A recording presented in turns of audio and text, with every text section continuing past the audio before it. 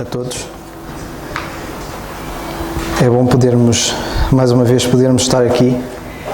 E hoje, irmãos, indo mais direto ao assunto, queria lembrar-vos de duas coisas e duas coisas que nós normalmente esquecemos no dia-a-dia e que tantas vezes falamos aqui e acho que hoje também continua a ser necessário nós falarmos destas duas coisas que nós esquecemos constantemente. E essas duas coisas a primeira delas é a morte. Nós esquecemos que um dia nós vamos morrer e a verdade é que esta palavra morte, que um dia vamos morrer, é uma palavra muito forte, dizer um dia eu vou morrer, mas a verdade é que isso é certo e entretanto já passaram cerca de pouco mais de 25 minutos desde as 11 e cada segundo que passa morrem centenas ou talvez até milhares de pessoas por todo o mundo, enquanto aqui nós estamos. E sabemos que a morte é das coisas mais certas na nossa vida e que nós, infelizmente, nós vivemos a nossa vida toda quase esquecendo que um dia nós vamos partir daqui. E a verdade é que a Bíblia diz que mostra que alguém que vive como se não fosse morrer, a Bíblia chama de louco. E há uma passagem na Bíblia que, se não me engano, é no Evangelho de Lucas, em que o Senhor falava do homem rico que queria destruir o seu armazenamento e construir coisas ainda maiores para abundar ainda maior riqueza. E o Senhor, falando para ele, disse-lhe: louco, esta noite pedirão a tua alma e o que tu tens para quem será? E então ele, assim como nós hoje, nós vivemos como se a morte nunca viesse a acontecer. E a verdade é que nós temos essa tendência quando somos novos. Quando somos novos, não só nós, sendo novos, esquecemos e pensamos que iremos viver eternamente, como até os mais velhos dizem: ele ainda é novo, ainda tem muito para viver. Mas a verdade é que a Bíblia mostra que a primeira pessoa que morreu fisicamente tinha sido Abel, e ele era novo, era em comparação com os seus pais, que naquela altura 100% da população constituía por 4 pessoas, um quarto da população morreu, não é? E neste caso a pessoa que morreu era uma pessoa nova. E a verdade é que a Bíblia mostra constantemente que nós esquecemos que a morte está a um passo. E quantas pessoas hoje estão a morrer a cada segundo e que não têm planos para o que vão fazer daqui a pouco? Têm planos para o almoço, para o jantar, para sair para aqui ou para acolá, e isso nunca vai acontecer. E a verdade é que a morte é tão certa e está tão perto que deve ser importante, e é por isso que nós estamos aqui, para lembrar-nos que de facto um dia nós vamos morrer. Mas que tudo isto não é o fim. E a grande discussão até hoje, que muitos discutem e batem e debatem conforme com o assunto, chegando a conclusão nenhuma, porque quem não crê na vida eterna e quem não tem a certeza da salvação, a verdade é que isto podem debater à vontade, porque não vão chegar a nenhuma conclusão e quando partirem vão encontrar-se com o Criador. E outra coisa, irmãos, que nós esquecemos constantemente e que quero então referenciar uma das passagens, que é Romanos no capítulo 6 e versículos 23, que certamente muitos de vós já conhecem. Eu vou só citar uma parte do versículo que diz: porque o salário do pecado é a morte. E nós vemos aqui nesta passagem, entre outras, irmãos, porque é que nós vamos morrer. E nós vamos morrer porque a morte é a paga, é o salário, é a consequência, como quiserem chamar, do pecado. E é por causa do pecado que nós também esquecemos durante quase a maior parte da nossa vida ou do nosso tempo. Quantas vezes nós lembramos dos nossos pecados? Se calhar quase nunca. Se calhar quando viemos aqui à ceia, talvez, é que nos lembramos. Mas a verdade é que o pecado, irmãos, é a causa porque nós vamos morrer, é a causa da nossa morte. Não só a morte espiritual, da nossa separação de Deus, mas também o que leva a consequências da nossa morte física. É por isso que nós vamos morrer. E são estas duas coisas, irmãos, que nós esquecemos e que tantas vezes nós falamos aqui, que é importante nós falarmos e termos isto em mente, estas duas coisas, que a morte e o pecado, elas estão juntas, estão unidas, e quer queiramos, quer não, nós, enquanto estivermos deste lado da eternidade e enquanto estivermos vivos aqui, estas duas vão acontecer certamente. De facto, quem crê em Cristo pode não vir a passar pela morte, e o nosso anseio é que, de facto, o Senhor nos venha buscar antes de podermos passar pela morte física, mas enquanto o Senhor não vier buscar, nós estamos sujeitos a daqui a bocado podermos morrer sem que o Senhor nos tenha vindo buscar.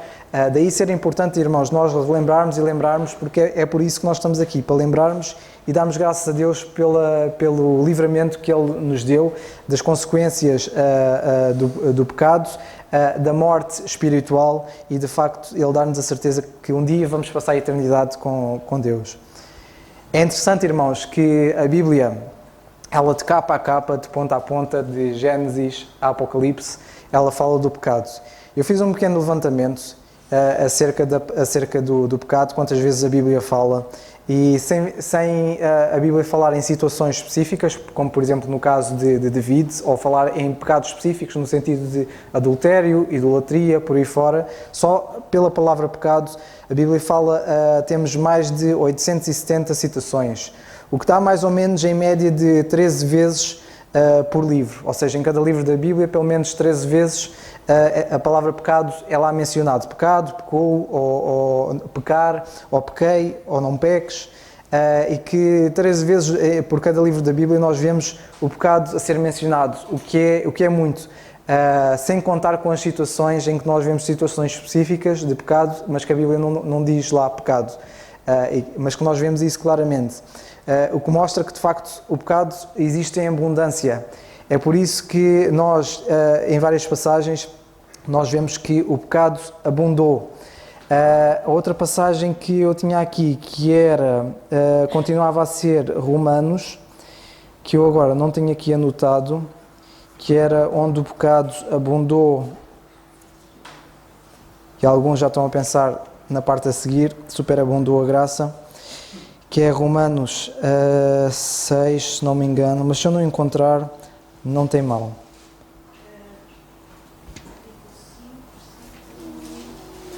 É capaz de ser o 5, sim.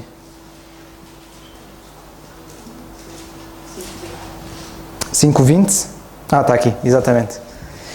Onde o pecado abundou. E nós vemos, irmãos, que não só a palavra de Deus mostra e fala do pecado de início a início, e que nós vemos a abundância dele, que de facto a boa notícia é esta, é que onde o pecado abunda, a graça de Deus ainda ultrapassa a abundância de pecado.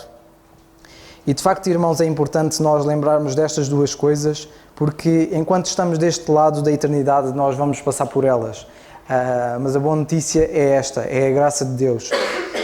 Mas queria-me focar um pouco mais no pecado, irmãos, porque tanta coisa há por dizer, tantos alertas há para fazer acerca do pecado, que é daí querer fazer menção para nós não nos esquecermos. E de facto o pecado levar-nos a nós a darmos graças e a lembrarmos da sua graça, porque o Senhor fez um grande sacrifício para de facto nós hoje podermos lembrar do pecado como algo mau, mas também lembrarmos da graça de Deus como algo ainda melhor do que o pecado e que Deus nos deu, e levar-nos à gratidão e a pensarmos que aquilo que estamos a fazer, termos cuidado, porque também o pecado continua a magoar a Deus. Há outra passagem, irmãos, que queria citar, que é no livro de Gênesis, no capítulo 6, no versículos 5 e 6, que diz o seguinte, eu ia citar aqui no que estava escrito, mas eu tenho uma versão ligeiramente diferente, e então Gênesis no capítulo 6 e versículos 5 e 6, diz o seguinte, e viu o Senhor que a maldade do homem se multiplicara sobre a terra, e que toda a imaginação dos pensamentos do seu coração era só má continuamente. Então arrependeu-se o Senhor de haver feito o homem sobre a terra e pesou-lhe em seu coração. Estes dois versículos, irmãos, levam-nos de facto ao cerne da questão acerca do pecado. É que de facto ela mostra-nos duas coisas, mostra-nos o coração do homem e mostra-nos o coração de Deus. E nós vemos que nestas duas passagens, nós vemos que o coração do homem, nós lemos que toda a imaginação dos pensamentos do seu coração era só má. E nós muitas vezes pensamos e gostamos de dizer, aquela pessoa é tão boa, tem um bom coração.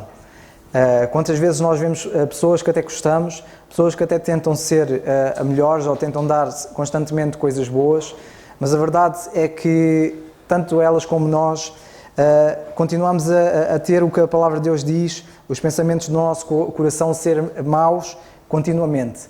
É o próprio Senhor Jesus que, falando para os homens, ele dizia que vós, sendo maus, sabeis dar coisas boas. E então a palavra de Deus mostra, e vemos nesta passagem, que de facto o coração do homem ele é mau continuamente. O que é que poderá encontrar de bom? E vemos que isso é o problema, é um problema nosso, é um problema terrível e é um problema que nós vimos que foi consequência do que Adão fez e Eva, que foi desobedecerem a Deus, e que isso então, nós vemos que essa desobediência deles contra Deus fez de facto não só eles pecarem, mas toda a sua natureza ser transformada e toda ela ser má continuamente. Então nós vemos esta nossa condição crónica e que vai ser até à morte, porque a morte é de facto o salário dos nossos pecados, e é isso que nós vemos na palavra de Deus, que de facto nós hoje continuamente somos maus.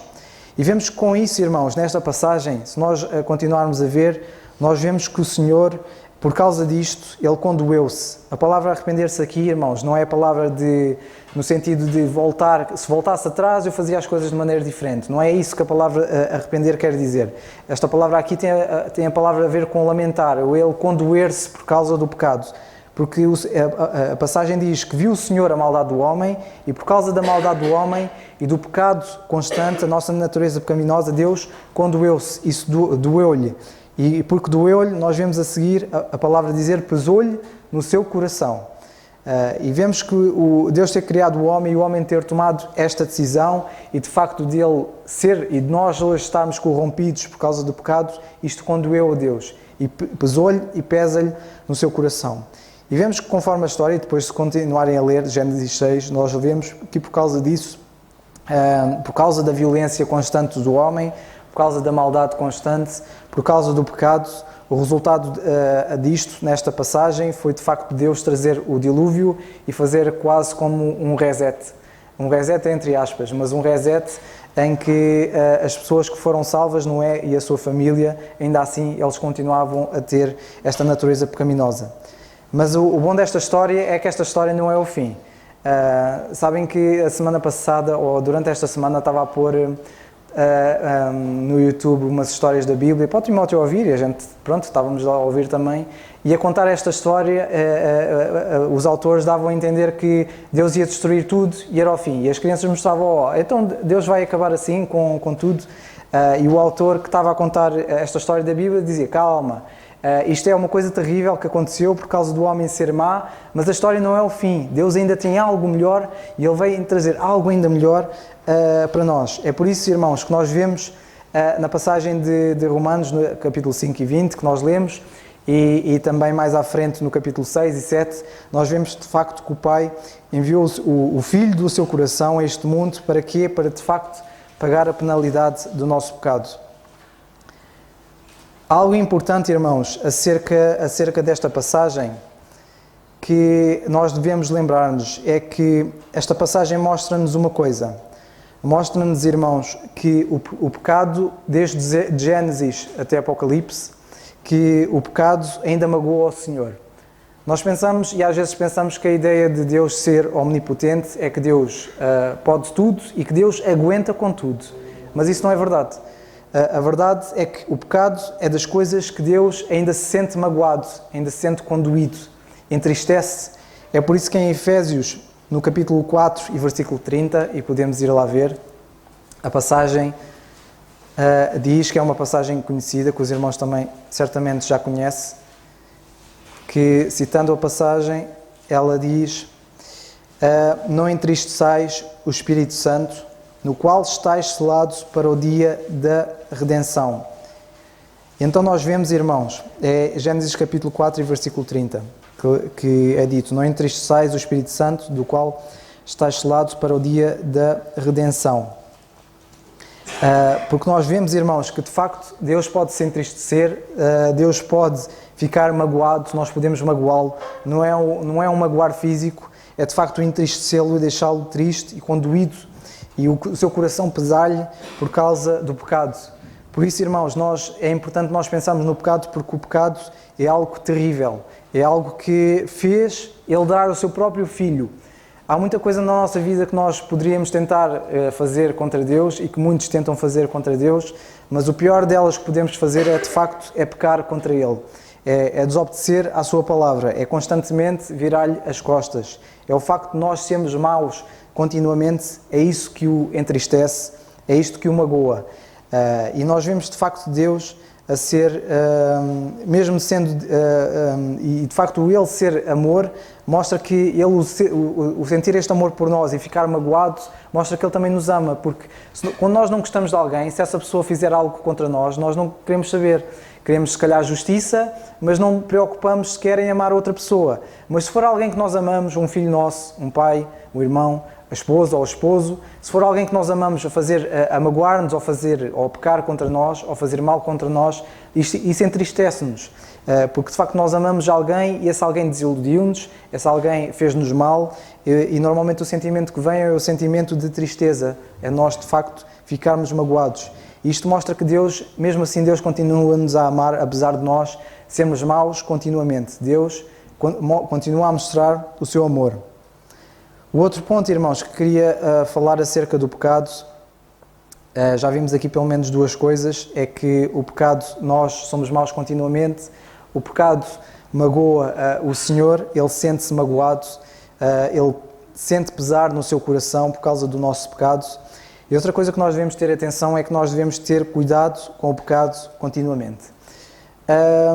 Quando Caim pecou, em Gênesis no capítulo 4 e versículo 7, nós lemos o seguinte: se bem fizeres, não haverá aceitação para ti, e se não fizeres bem, o pecado jaz à porta, e para ti será o seu desejo, e sobre ele dominarás.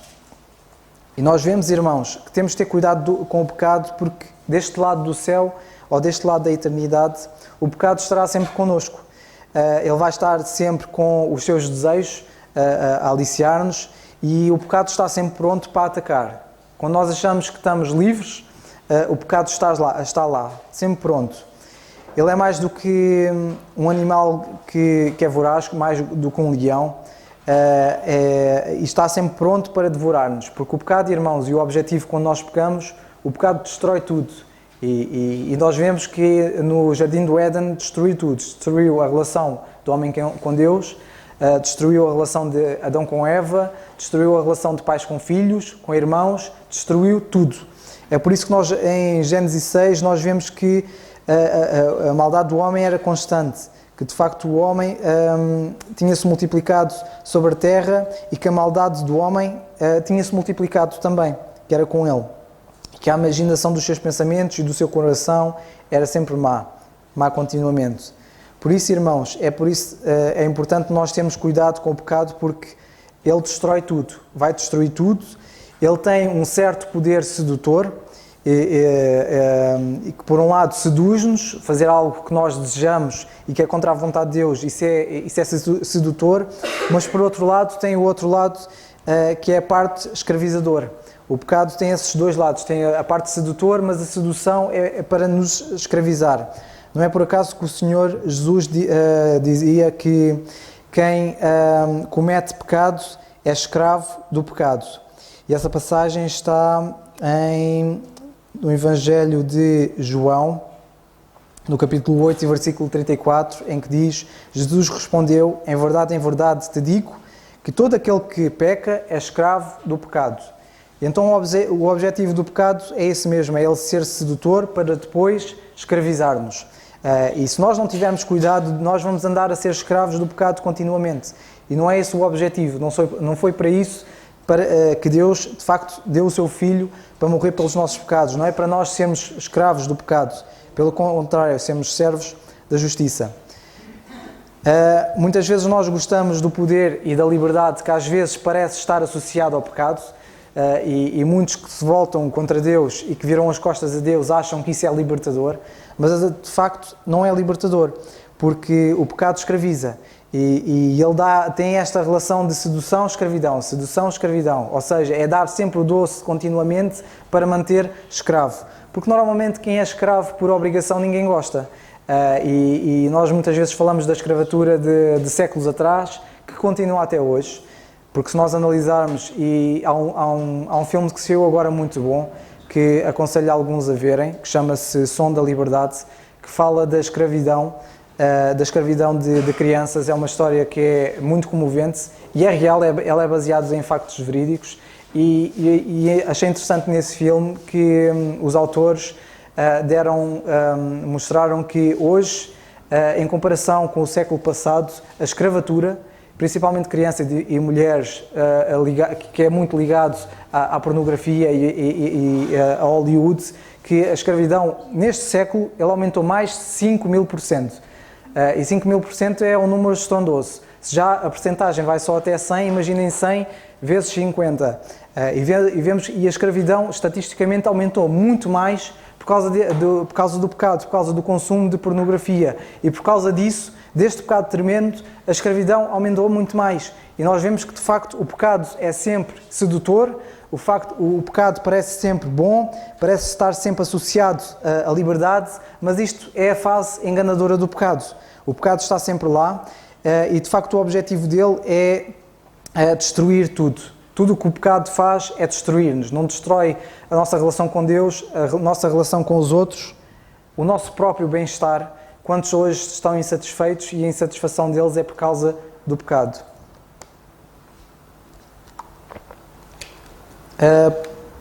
Na Epístola de Tiago, no capítulo 1 e versículo 13 a 15, queria só citar esta passagem.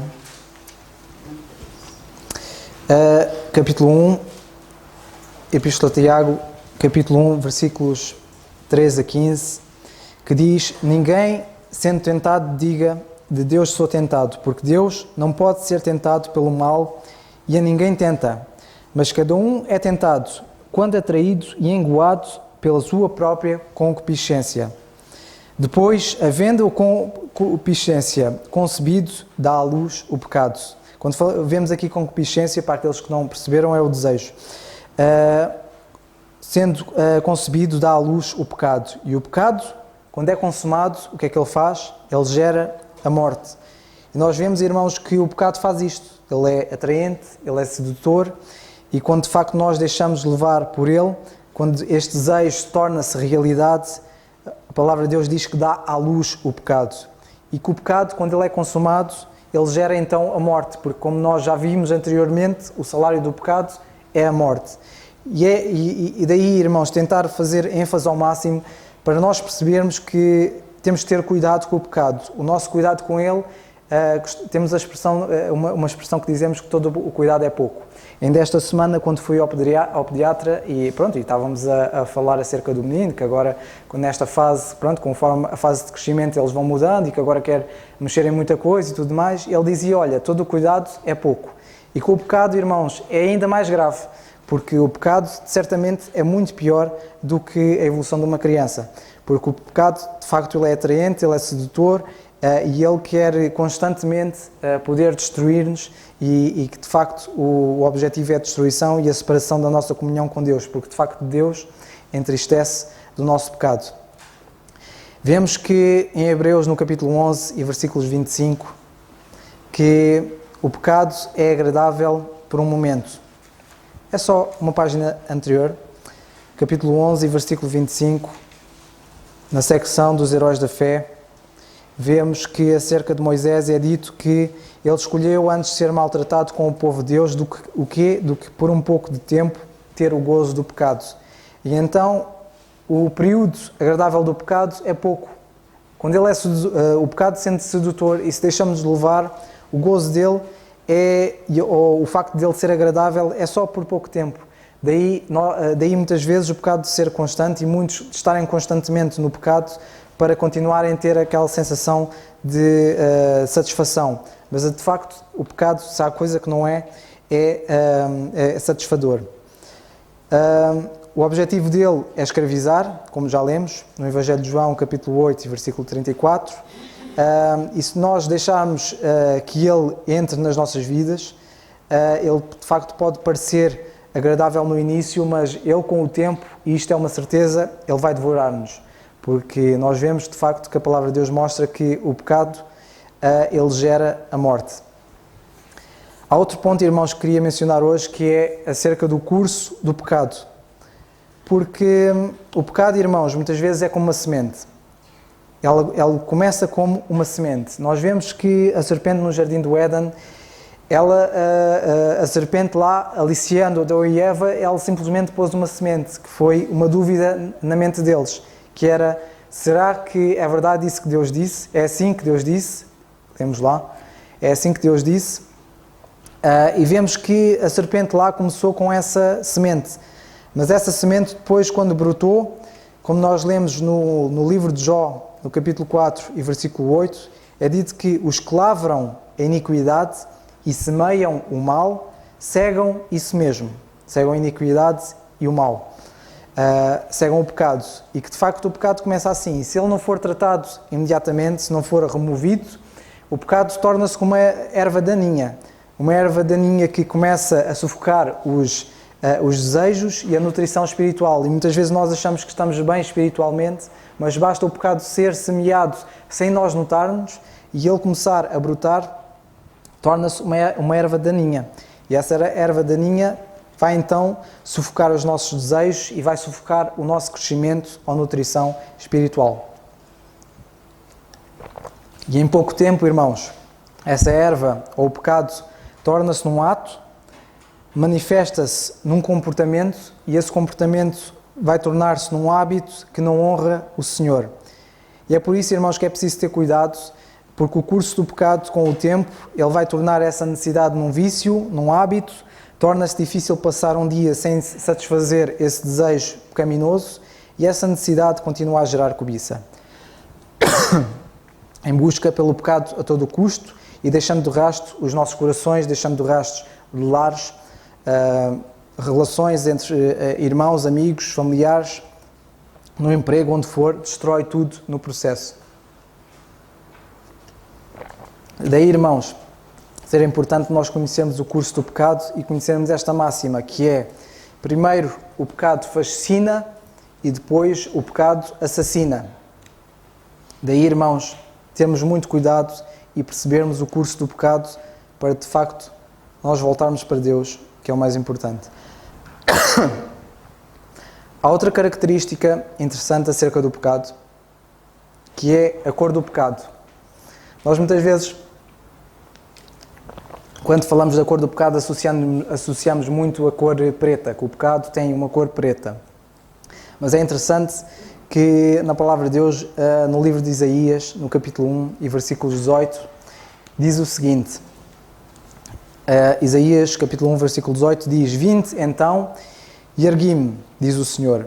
Ainda, notem agora, que os vossos pecados sejam como escarlata, e notem aqui a cor escarlata, elas se tornarão brancos como a neve. Ainda que sejam vermelhos como o carmesim, se tornarão como branca lã. E a escarlata, irmãos, é uma cor que é uma cor muito fixa, que é uma cor fixa, e ela é permanente. E normalmente esta cor, irmãos, não há propriamente, não há uma forma, não há lexívia, não há detergente, não há qualquer tipo de químico que possa tirar essa mancha. A mancha de escarlata não é possível tirar sem que esse tecido seja destruído.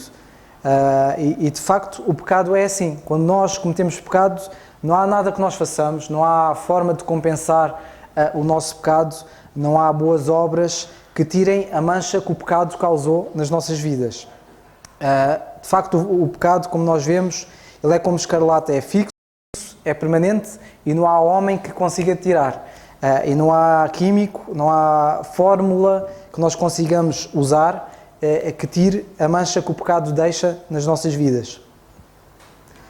Mas de facto a boa notícia é que o que é impossível para a química é possível para a graça de Deus. Por isso, irmãos, temos de ter cuidado com o pecado, porque ele, quando mancha as nossas vidas, fica lá manchado, permanente. e nós não conseguimos fazer nada por nós mesmos para tirar. O último ponto que queria falar, irmãos, antes de mostrar as boas notícias, é que de facto o pecado é maligno, é mau continuamente. É interessante, não sei se eu pessoalmente não gosto de filmes de terror ou filmes que sejam thriller ou de suspense, de geral. Até mesmo passagem da Bíblia, quando falam ali de demónios, são passagens que a gente fica ali meio assustados. Há uma passagem que nos Atos dos Apóstolos, em que houve dois tentaram expulsar um demónio e que o demónio pergunta-lhes: quem é que são vocês? Eu, Jesus e Paulo conheço, mas vocês não sei quem são. E a Bíblia diz que ele saltou para cima deles e que eles não tiveram força ou não conseguiram fazer nada contra aquele demónio. A única coisa que conseguiram fazer foi fugir dali e que eles não puderam fazer nada. E nós vemos que Satanás nas nossas vidas, e nós vemos na vida de Jó, Satanás só entra lá em 2 capítulos, em passagens muito curtas, mas quando ele tocou na vida de Jó, aquilo causou um estrago tremendo. Ele só não tirou a vida de Jó porque Deus não permitiu e não deu a permissão de que a vida dele fosse tirada. Mas de facto ele causou uma destruição imensa. Mas a verdade, irmãos, é que o pecado ainda faz pior. Porque Satanás pode e podia fazer muita coisa, mas não podia tirar a vida de Jó. Mas o pecado, irmãos, o pecado, quando entra nas nossas vidas, ele não só ele é mau, como ele torna-nos maus, como ele mancha-nos, como ele ainda destrói tudo à nossa volta. Destrói a nossa credibilidade, destrói o nosso testemunho, destrói a nossa imagem, ele destrói tudo. Satanás pode tentar fazer muita coisa e nós continuarmos firmes no Senhor. Mas o pecado, quando entra na nossa vida, irmãos, não há nada que nós possamos fazer. De facto, a palavra de Deus mostra que nós podemos estar armados contra as ciladas do diabo, podemos lutar contra as ciladas deles. A palavra de Deus mostra que as nossas lutas são contra as potestades, mas contra o pecado, irmãos, nós não há nada que a gente consiga fazer por nós mesmos. E ele é tão mau que ele pode fazer mais do que o próprio Satanás consegue fazer. E nós vemos esta jogada que ele teve no Jardim do Éden, que foi, ele não pecou por nós, mas ele só lançou ali a semente para que o pecado entrasse, e quando o pecado entrou, nós já conseguimos destruir-nos a nós mesmos. Ele não precisava de fazer nada. O pecado por si só, basta ele semear na nossa vida, que ele torna-nos, se achamos que algo é mau, o pecado torna-nos ainda pior. E vemos algo importante, irmãos, porque de facto Satanás não conseguiu levar a Jesus Cristo à cruz. Ele podia bem tentar, ele se calhar tentou evitar, se calhar houve certa altura que ele pode ter pensado: bem, eu não consigo evitar que isto aconteça, então vou tentar tornar a coisa pior. E Satanás tentou fazer tudo para que a obra de Cristo não fosse cumprida nem fosse realizada. Vemos que a tentação dele em Mateus 4, ele até diz: olha, tudo isto que é meu, eu te dou a ti se tu me adorares. Ele tentou corromper de Cristo de todas as formas e nunca conseguiu. Mas nas nossas vidas e em nós, irmãos, ele pode tentar muita coisa, mas quando o pecado é semeado e ele entra, a malignidade dele, irmãos, é infinita. E a malignidade do pecado nas nossas vidas, ele não satisfaz a Deus, ele não pode satisfazer em nada. E é interessante, irmãos, porque se a morte de Cristo foi aquilo que satisfez a Deus em favor dos nossos pecados, é porque existe uma infinita malignidade do pecado. E o pecado é tão mau e a malignidade dele é tão imensa, é tão infinita, que para satisfazer e para de facto satisfazer a Deus por causa dos nossos pecados, teve de haver uma expiação, e essa expiação teve de servir de forma a que Deus tivesse uma satisfação infinita também.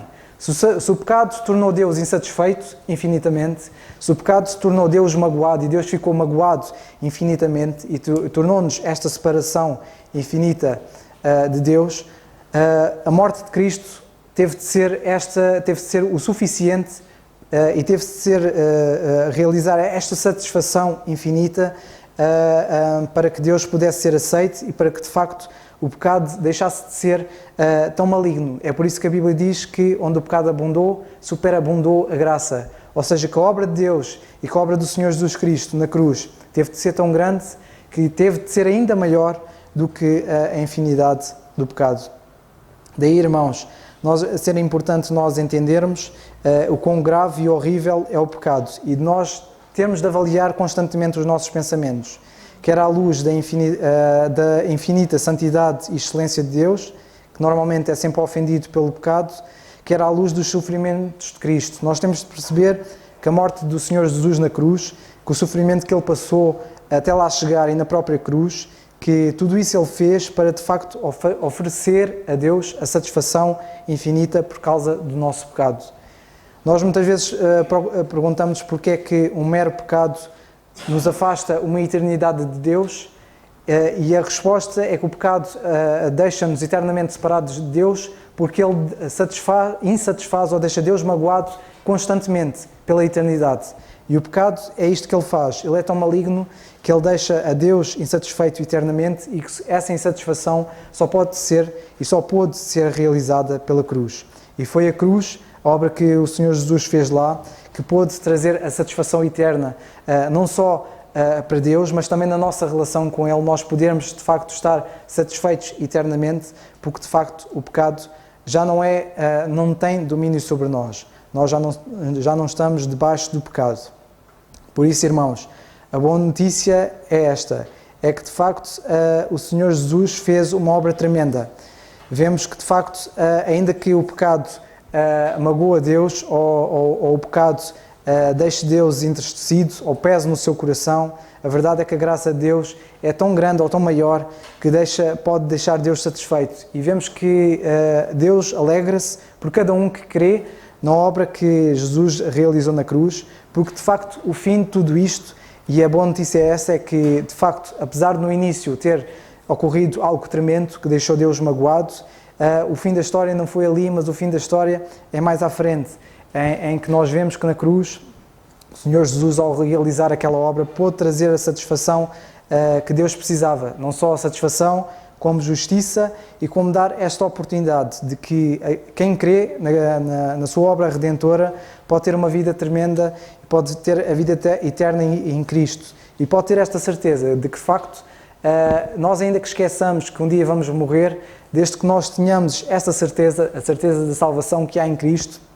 a certeza de que, de facto, o Senhor Jesus realizou a obra que nós não podíamos fazer, porque esta mancha que o pecado deixa nas nossas vidas, nós não conseguíamos remover. Mas pela obra que o Senhor Jesus fez na cruz, o que quimicamente não pode ser feito no tecido, a graça pode fazer nas nossas vidas.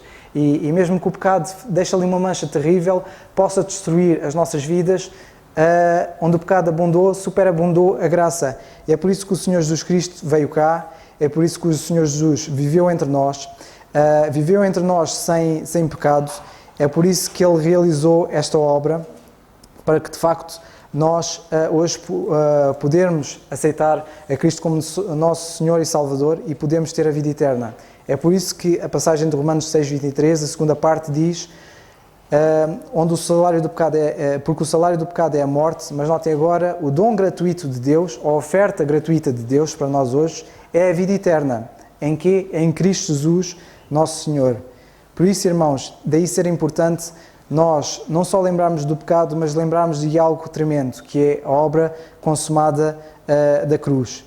Que, de facto, o próprio Deus, porque o amor dele não podia fazer com que Deus ficasse quieto. Nós vemos ao longo da história Deus agir de várias formas, de formas diferentes. Vemos no caso de Gênesis 6, Deus trouxe a destruição, fez, por assim, entre aspas, um reset.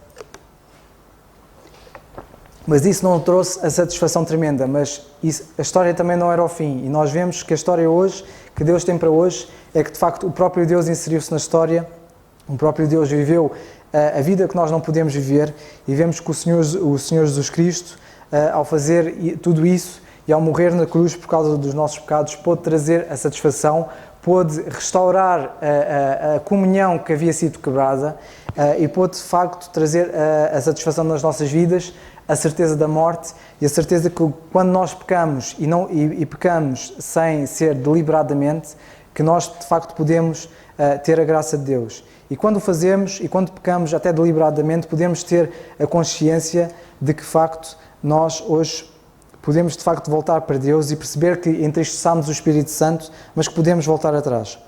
É interessante, irmãos, eu queria terminar com esta passagem em que nós em Romanos, no capítulo 7, em que podemos ler, e no versículo 7,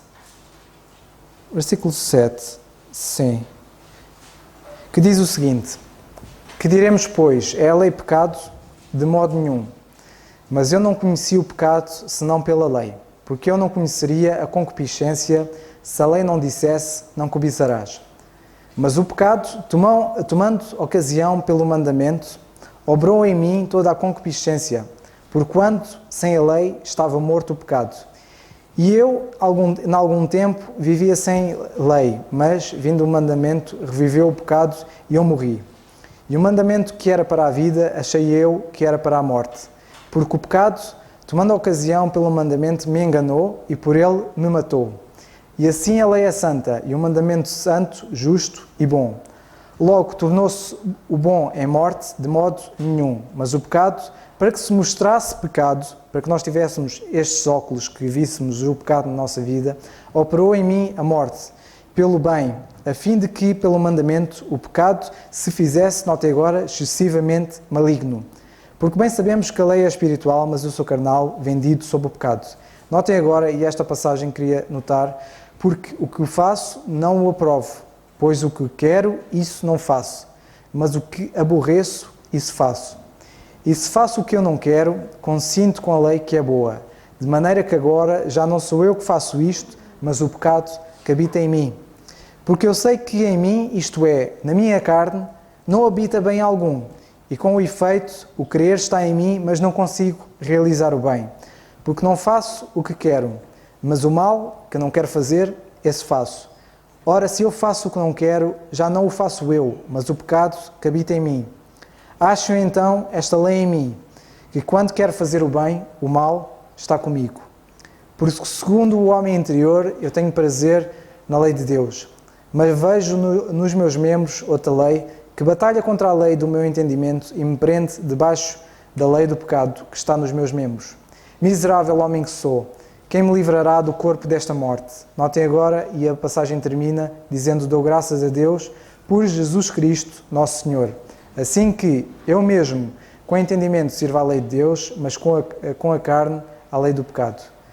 Que de facto, irmãos, o Senhor nos ajude a lembrarmos que de facto o pecado e a morte estão constantemente nas nossas vidas, deste lado da eternidade, mas que a graça de Deus, ela superabunda tudo isso. E que nós, de facto, nos lembremos destas coisas e que lembremos que podemos entristecer o Espírito Santo, mas que a boa notícia é que a graça superabunda o pecado e que, por causa disso, nós podemos ter comunhão constante com Deus e expor as nossas necessidades, as nossas falhas, os nossos anseios, os nossos pecados e esperar que, de facto, a graça de Deus ainda superabunde tudo isso. Que o Senhor nos ajude e nos ajude, de facto, a nós continuamente lermos a Sua Palavra e continuamente estarmos em comunhão com Deus para, de facto, sermos cada vez melhores e sermos o que Deus quer que nós sejamos, que é sermos filhos adultos e, de facto, filhos conscientes e que andem perto dEle. Que o Senhor nos ajude e nos abençoe. Amém.